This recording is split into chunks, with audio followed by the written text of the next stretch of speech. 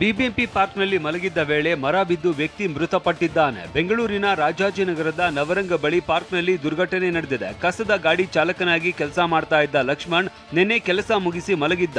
ಈ ವೇಳೆ ಲಕ್ಷ್ಮಣ್ ಮೇಲೆ ಮರ ಬಿದ್ದಿದೆ. ಎದೆ ಭಾಗಕ್ಕೆ ಗಂಭೀರವಾಗಿ ಗಾಯವಾಗಿ ಮೃತಪಟ್ಟಿದ್ದಾನೆ. ರಾಜಾಜಿನಗರ ಪೊಲೀಸ್ ಠಾಣೆಯಲ್ಲಿ ಕೇಸ್ ದಾಖಲಾಗಿದೆ.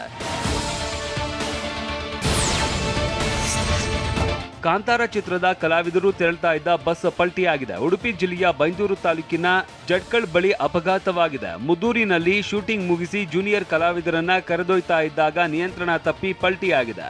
20 ಜೂನಿಯರ್ ಕಲಾವಿದರು ಪ್ರಯಾಣಿಸ್ತಾ ಇದ್ದು 6 ಜನ ಗಂಭೀರವಾಗಿ ಗಾಯಗೊಂಡಿದ್ದಾರೆ. ಸದ್ಯ ಗಾಯಾಳುಗಳನ್ನು ಆಸ್ಪತ್ರೆಗೆ ಶಿಫ್ಟ್ ಮಾಡಲಾಗಿದೆ. ಮಹದಾಯಿ ಮಲಪ್ರಭಾ ನದಿ ಜೋಡಣೆಯ ಹರಿಕಾರ ಬಿಎಂ ಹೊರಕೇರಿ ಪುತ್ಥಳಿ ಅನಾವರಣವಾಗಿದೆ. ಬಾಗಲಕೋಟೆ ಜಿಲ್ಲೆಯ ಬಾದಾಮಿ ತಾಲೂಕಿನ ಬೇಲೂರು ಗ್ರಾಮದಲ್ಲಿ ಪುತ್ಥಳಿ ಉದ್ಘಾಟನೆ ಮಾಡಲಾಯಿತು.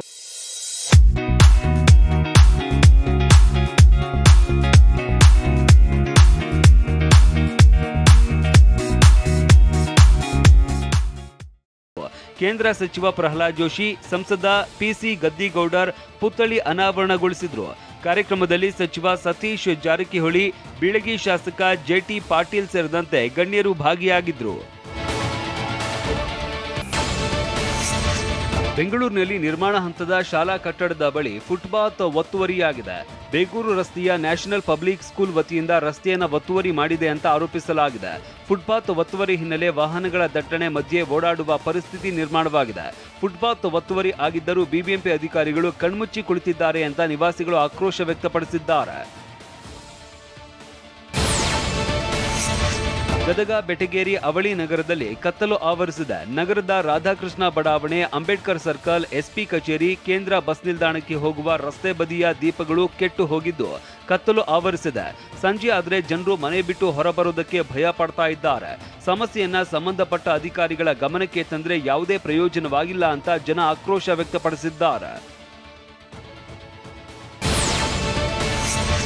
ವೇತನ ಹೆಚ್ಚಳ, 38 ತಿಂಗಳ ಹಿಂಬಾಕಿ ಸೇರಿದಂತೆ ಹಲವು ಬೇಡಿಕೆಗಳ ಈಡೇರಿಕೆಗಾಗಿ ಆಗ್ರಹಿಸಿ ಸಾರಿಗೆ ನೌಕರರು ಮುಷ್ಕರಕ್ಕೆ ಸಜ್ಜಾಗಿದ್ದಾರೆ. ಡಿಸೆಂಬರ್ 24 ಅಥವಾ 31ರಂದು ಮುಷ್ಕರಕ್ಕೆ ಸಾರಿಗೆ ನೌಕರರ ಹಿರಿಯ ಮುಖಂಡ ಅನಂತ ಸುಬ್ಬರಾವ್ ಕರೆ ಕೊಟ್ಟಿದ್ದಾರೆ. ಸಿಎಂಗೆ ಮನವಿ ಪ್ಲಾನ್ ಮಾಡಲಾಗಿದೆ. ಬೇಡಿಕೆ ಈಡೇರಿಸದಿದ್ರೆ ಬಿಎಂಟಿಸಿ ಸೇರಿದಂತೆ 4 ವಿಭಾಗಗಳಲ್ಲೂ ಸೇವೆ ಸ್ಥಗಿತದ ಎಚ್ಚರಿಕೆ ಕೊಟ್ಟಿದ್ದಾರೆ. ಒಂದು ಸ್ಟ್ರೈಕ್ ನೋಟಿಸ್ ಕೊಡ್ತೀವಿ, ಅದುವರೆಗೆ ಅವ್ರಿಗೆ ಟೈಮ್ ಕೊಟ್ಟಿದ್ದೀವಿ 9ನೇ ತಾರೀಕುವರೆಗೆ. ಕರೆದು ಮುಖ್ಯಮಂತ್ರಿಗಳು ಮಾತಾಡಿ ಸೆಟ್ಲ್ ಮಾಡದೇ ಇದ್ದರೆ ಅಲ್ಲಿ ಒಂದು ಸ್ಟ್ರೈಕ್ ನೋಟಿಸ್ ಕೊಡ್ತೀವಿ. ಈ ಬೇಡಿಕೆಗಳು ನೀವು ಇಷ್ಟು ದಿವಸದಲ್ಲಿ ಸೆಟ್ಲ್ ಮಾಡದೇ ಇದ್ದರೆ ನಾವು ಮುಷ್ಕರ ಮಾಡ್ತೀವಿ ಅಂತ. ನಕ್ಸಲ್ ವಿಕ್ರಮಗೌಡ ಎನ್ಕೌಂಟರ್ ಹಿನ್ನೆಲೆಯಲ್ಲಿ ಕೂಡ್ಲು ಫಾಲ್ಸ್ಗೆ ನಿರ್ಬಂಧ ಹೇರಲಾಗಿದೆ. ಚಿಕ್ಕಮಗಳೂರು ಜಿಲ್ಲೆಯ ಪ್ರಸಿದ್ಧ ಜಲಪಾತಕ್ಕೆ ಸಾರ್ವಜನಿಕ ಪ್ರವೇಶಕ್ಕೆ ಅವಕಾಶ ಇಲ್ಲ ಅಂತ ಅರಣ್ಯ ಇಲಾಖೆಯ ಮೂಲಕ ಆದೇಶ ಹೊರಡಿಸಲಾಗಿದೆ. ಕೂಡ್ಲು ಫಾಲ್ಸ್ ಇರುವ ಪ್ರದೇಶದಲ್ಲೇ ನಕ್ಸಲ್ ಚಟುವಟಿಕೆ ಮತ್ತೆ ಬೆರೆಸುಗೊಂಡಿದೆ ಎನ್ನಲಾಗಿದೆ. ಕಾಡಂಚಿನ ಪ್ರದೇಶದಲ್ಲಿ ನಕ್ಸಲ್ ನಿಗ್ರಹ ಪಡೆಯ ಪೊಲೀಸರು ಕೂಂಬಿಂಗ್ ನಡೆಸ್ತಾ ಇದ್ದಾರೆ. ಗಡಿ ಜಿಲ್ಲೆಯ ಚಾಮರಾಜನಗರದಲ್ಲಿ ಬಾಳೆ ಬೆಳೆಗಾರರಿಗೆ ಶಾಕ್ ಎದುರಾಗಿದೆ. ಉತ್ತಮ ಲಾಭದ ನಿರೀಕ್ಷೆಯಲ್ಲಿದ್ದ ಅನ್ನದಾತರು ಬೆಲೆ ಇಳಿಕೆಯಿಂದಾಗಿ ಕಂಗಾಲಾಗಿದ್ದಾರೆ. 3000 ಹೆಕ್ಟೇರ್ನಲ್ಲಿ ಬೆಳೆದ ಬಾಳೆ ಬೆಳೆಗೆ ಉತ್ತಮ ದರ ಸಿಗದೆ ಪರದಾಡ್ತಾ ಇದ್ದಾರೆ. ದಸರಾ ದೀಪಾವಳಿ ಹಬ್ಬದಲ್ಲಿ ಕೆಜಿಗೆ 100 ರೂಪಾಯಿ ಅಂತೆ ವ್ಯಾಪಾರ ಆಗಿತ್ತು. ಆದರೆ ಸೈಕ್ಲೋನ್ ಎಫೆಕ್ಟ್ನಿಂದಾಗಿ ಬೆಳೆ ನೆಲ ಕಚ್ಚಿತ್ತು. ಇದರ ಜೊತೆಗೆ ಬೆಲೆ ಕೆಜಿಗೆ 25 ರೂಪಾಯಿ ಆಗಿದೆ ಅಂತ ಕಣ್ಣೀರು ಹಾಕಿದ್ದಾರೆ. ಧಾರವಾಡ ಜಿಲ್ಲೆಯ ಅಣ್ಣಿಗೇರಿ ಹಾಗೂ ನವಲಗುಂದ ತಾಲೂಕಿನಲ್ಲಿ ಗಿಡಗಳಿಗೆ ರೋಗ ಬಾಧೆ ಕಾಣಿಸಿಕೊಂಡಿದೆ. ಮುಂಗಾರು ಆರಂಭದಲ್ಲಿ ಮಳೆ ಕೈಕೊಟ್ಟಿತ್ತು. ತಡವಾದರೂ ಸಾವಿರಾರು ಹೆಕ್ಟೇರ್ ಪ್ರದೇಶದಲ್ಲಿ ಮೆಣಸಿನಕಾಯಿ ಬೆಳೆದಿದ್ದರು. ಆದರೆ ಬಿತ್ತನೆ ಬಳಿಕ ಮಳೆ ಇಲ್ಲದೆ ಇಳುವರಿ ಕುಂಠಿತವಾಗಿದೆ. ಲಕ್ಷಾಂತರ ರೂಪಾಯಿ ಖರ್ಚು ಮಾಡಿದ್ದ ರೈತರು ಕಂಗಾಲಾಗಿದ್ದಾರೆ.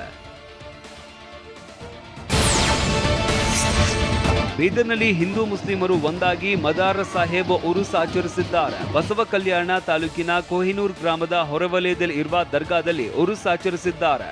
ವರ್ಷಕ್ಕೆ ಒಮ್ಮೆ ನಡೆಯುವ ಉರುಸ್ನಲ್ಲಿ ಸಾವಿರಾರು ಸಂಖ್ಯೆಯಲ್ಲಿ ಹಿಂದೂ ಮುಸ್ಲಿಮರು ಬಂದು ದೇವರ ಕೃಪೆಗೆ ಪಾತ್ರರಾಗಿದ್ದಾರೆ.